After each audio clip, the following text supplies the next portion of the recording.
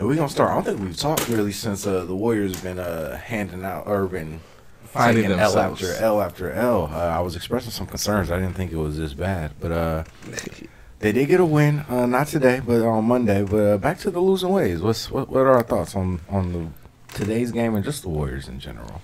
We suck. I'll let you go first. We we was talking about it off the pod yesterday. Dan was talking about it. Just it's a lot on Clay and Wiggins, and it's a lot on Clay and Wiggins. Yeah, and I don't. Clay had a decent one again. Clay, the jumper for Clay. He's a shooter. Yeah, Just a shooter. Real shooter now. Just a shooter. yeah. It comes down to those two dudes. Wiggins looked like himself today. Unfortunately, You mean back to Yeah. No, he gave us the 30. Was it it 38? really mean anything. But Yeah, 38, and then it was the last couple. It seems to just be back to it kind of comes down to those two dudes. You wanna go ahead? You can jump in. I know you have thoughts. this team is a really good basketball team, and I think we said before the season, this is a very Steve Kerr roster. This lines up very much so with, I think, what Steve Kerr and Steph Curry ideally want out of their roster. This team is lines up to make the system work kind of in ways that they've had success in the past.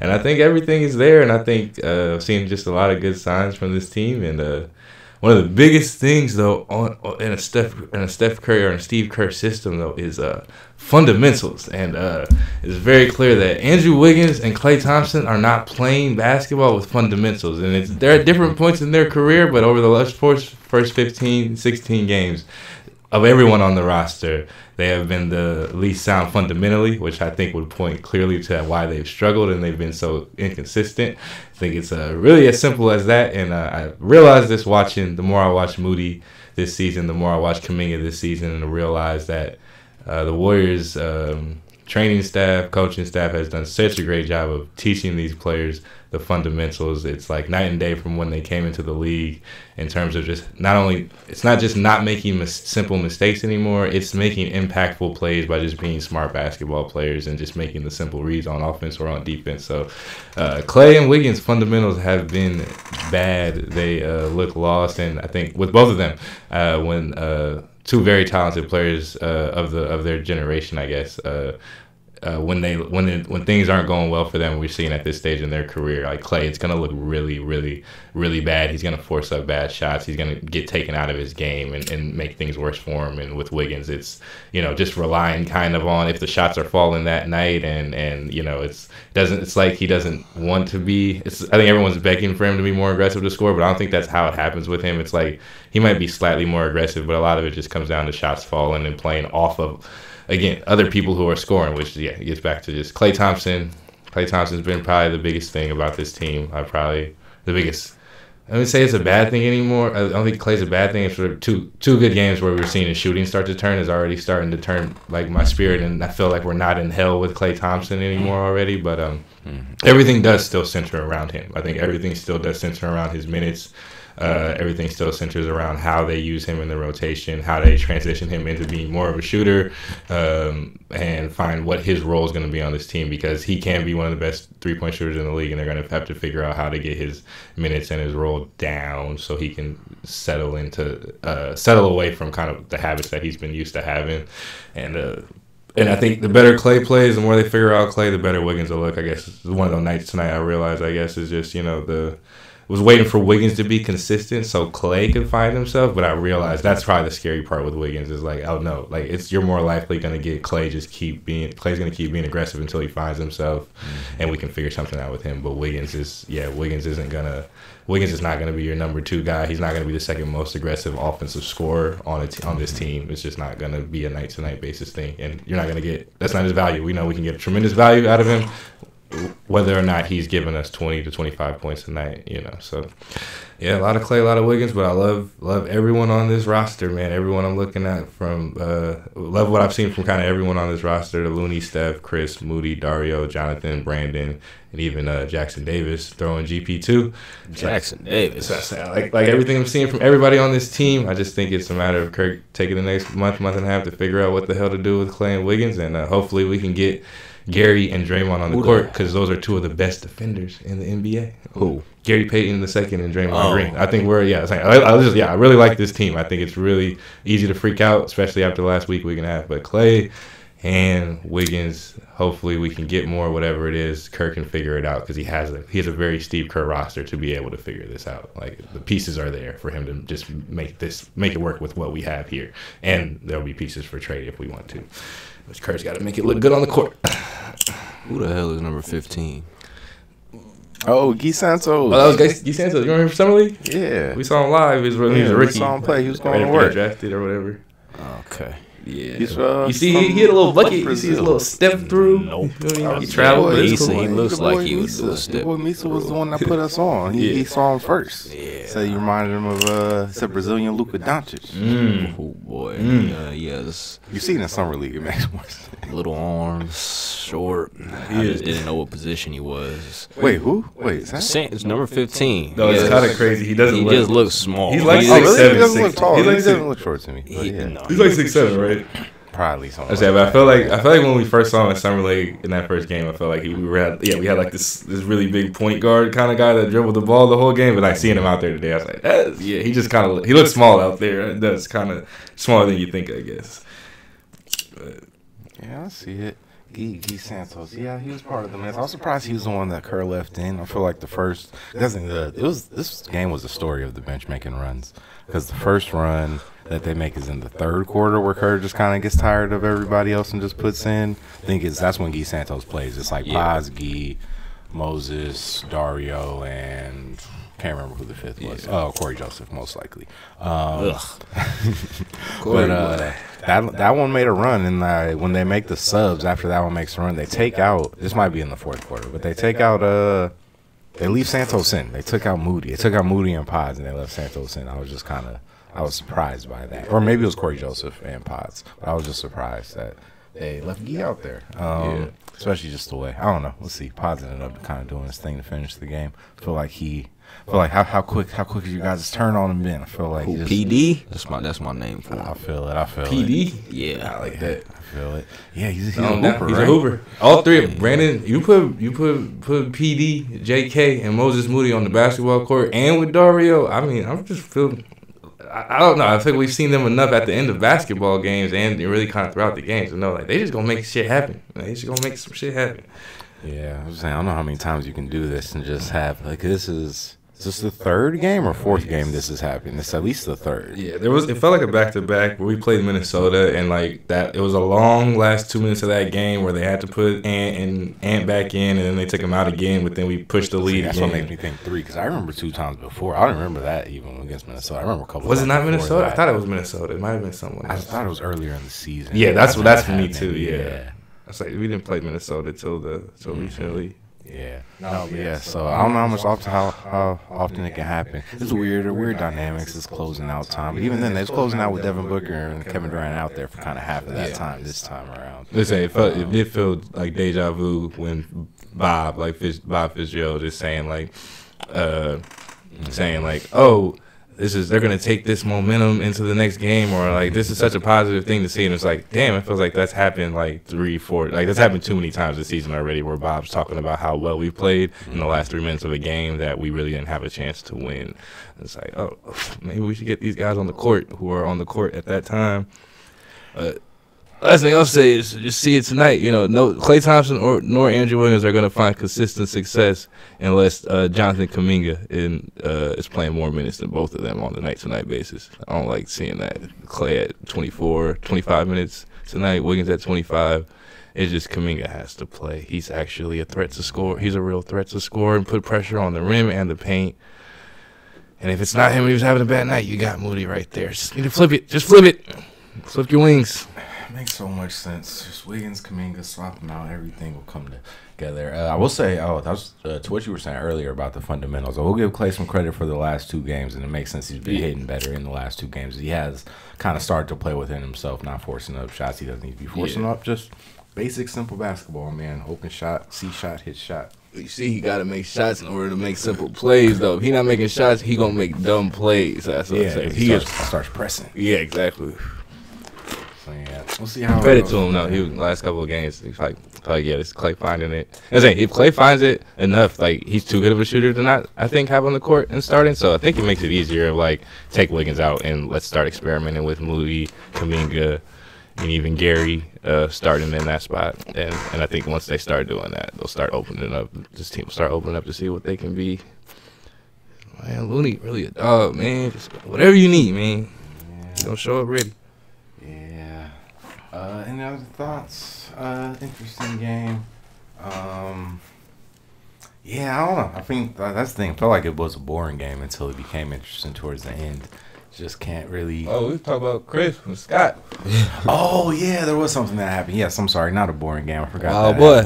Happened. Yeah, Chris Paul and Scott Foster at it again. It was a funny one because I felt like even before it happened, we were just talking about the dynamic, right? Because it's like both Chris Paul and Chris Paul stands. I don't know if Chris Paul has stands, but Chris Paul hates Scott Foster. The Warriors fans hate Scott Foster, but it's weird because it's kind of for opposite reasons, right? Like the Warriors think Scott Foster always fucks them, but the Warriors have won like 9 or 10 straight games against the Rockets when Scott Foster was reffing, like when Chris Paul was there type shit. So in Chris Paul's mind, he probably gets the favoritism. Was it Chris Paul together with the Warriors, and they all had to come together in their hatred of Scott Foster. It was a fun moment. Probably should have been able to predict this one coming, honestly. When Phoenix, first game back in Phoenix. Yeah, I was gonna say, it's just something probably not to think of, but when you explaining just kind of how the Warriors have won so many games with Scott Foster versus Chris Paul with Scott Foster reffing, that's just kind of the come to head. It probably is a moment on the season where both Scott and Chris kind of know when that name gonna pop up, or they notice when that name pops up for show, and it's probably the funniest time of like neither of them actually knowing what this is gonna come to, and then it's just the simplest, like it's the funniest just to watch, silent movie to watch them kind of go back and forth, because it is, I think Chris doesn't get demonstrative at all. I think he matches the energy. I think that's the most funny part. Is just like, they're just kind of having a heated discussion. Like 2 people who have known each other for a while are having a very heated discussion, and like whatever level one is on, the other one is on too. So it's just kind of, I was like waiting for, because Chris Paul didn't be like held back or anything after the ejection. I was like, after this, he kind of just keep going, like keep talking now. I mean, at that point, it's like he's talking, he's yelling. And I think that's at the point where Steph grabs and they start to push him away. But I think as much as Chris, that's why I was like, this is the funniest. Just only these 2 players have been around this long. I was like, I'm actually, the feeling was like somebody needs to go get Scott Foster. Like he's way too into this, into this argument, like way too into this argument. I feel like he's like Chris points 2 or 3 times, but I feel like Scott is so close to just like actually he's like really reflecting kind of Chris's energy the same way. And it's just like, I was like looking for a ref. It felt the most ever I felt like when 2 teams have 2 players going at it and they need to be split up. It genuinely kind of felt like, the ref needs to kind of come over here. The other 2 refs probably don't like, or probably are a little sensitive to how this is going, like how this kind of came out. These 2 quick 2 T's off of like nothing really, nobody heard anything probably but those 2 and whoever's like the closest person over there. Like, first he seemed like he was listening in, or at least that's what Fitz seemed to think. It's interesting to see his reaction too. I thought he was going to get kicked out too. Chris Paul called him a bitch twice. I see the video. I see. I didn't catch that. Man. On the other end, or any other words thoughts before we get to that? Actually, so again, just interesting game. David Stern was laughing at both of them. I know that. Yeah. Stern looking down, just cracking up at those 2. I'm gonna say, kids keep playing well, man. Moody had another solid. Moody's just solid, man. Just needs to be out there. At the end of the day, I feel like we've been talking about that. He needs his minutes. He needs more minutes, probably. He's been considered just where we're at. We need to kind of distribute these minutes a little more to some of the young guys. Any other thoughts? Any other big picture thoughts? Want to check the schedule of what we got the rest of. Go ahead. You got Flip the stats one more time. Yeah, got you. I need to see Moody's line one more time.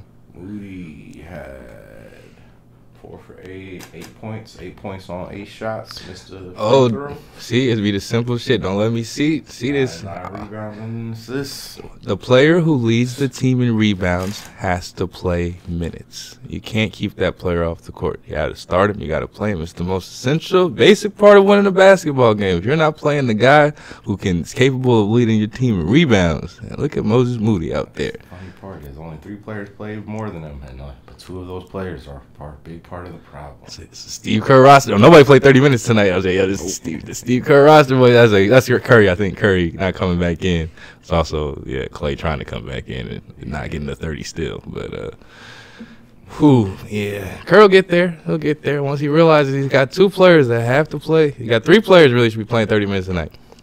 Moses Moody, Steph Curry, Jonathan Kuminga. It's really simple. Got your Clay Draymond replacements. And Dre's still lockups. Any other thoughts? I want to check the schedule real quick. See what we got coming up. Y'all see this changing or fixing? Y'all see this changing or fixing anytime soon?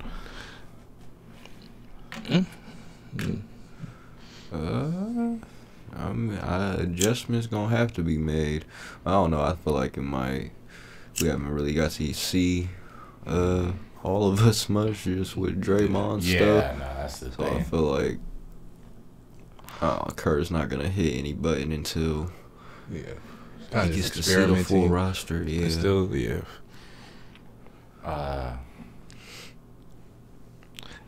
You're making the point about the bid. I didn't think. Oh, you are missing your two best defenders, probably your best interior defender and your best perimeter defender at the moment, which does make things tough. Which I'll probably feel more about if they were struggling to get stops, but they're struggling to score more. So I don't know.